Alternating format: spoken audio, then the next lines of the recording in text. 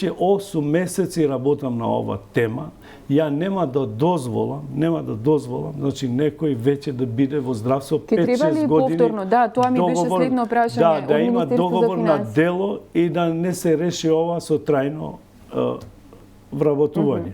И ние мораме ова да го решиме и ја последните 2 недели и вие како медиум и јавноста следела дека на вистина во влада сме имале жучна расправа и ја морам да објаснам дека здравството е пред се, здравјето на граѓаните е пред се и ние мораме да постапиме и како влада и било и која следна влада, веќе со здравството нема да се поигруваме и сватија и под мој притисок и барања, веќе со Министерот за финансии и со Фондот за здравство, вчера имавме и... Разговарано е, значи, точно веќе. Разговарано е вчера, имавме состанок во 15 часот, кој траеше околу 2 часа и мислам дека мора да се избориме, не дека сакаме, мораме. Значи тоа мора да се избориме и ја мислам дека ќе најдеме решение. Имаме бројка, министре, колку луѓе се вакви, колку што треба да добијат решение од после нова година? Значи целокупниот број е околу 1500, но во кои се вклучуваат и административци, и здравствени работници, но знаете тој одлив на кадар,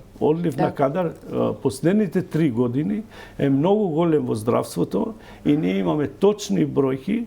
И вчера нормално со финансии имавме разлика, тие други бројки, но ние постапуваме за ова проблематика многу сериозно и затоа мислам дека ќе изнајдеме начин и мора да се изнајде и средствата ќе се изнајдат за ова веќе да го ставиме под контрола, а и тоа што многу ме загрижуваше, заедно за 2 точки зборуваме деновиве, многу интензивно се водат разговорите и тоа се специјализантите приватни кои од време на COVID добиват околу 26 плюс некои давачки 29.000 и ја ово прашање го покренав со Министерот за финансии во моето назначување, така првата или втората недела и побарав од него овие да ги трансформираме, зашто ова е најдобрата мерка за таа миграција на лекари што да ги вработите во јавно здравство. Точно, за да може да останат, зашто знаете како е, тие сега примат околу 30.000 денари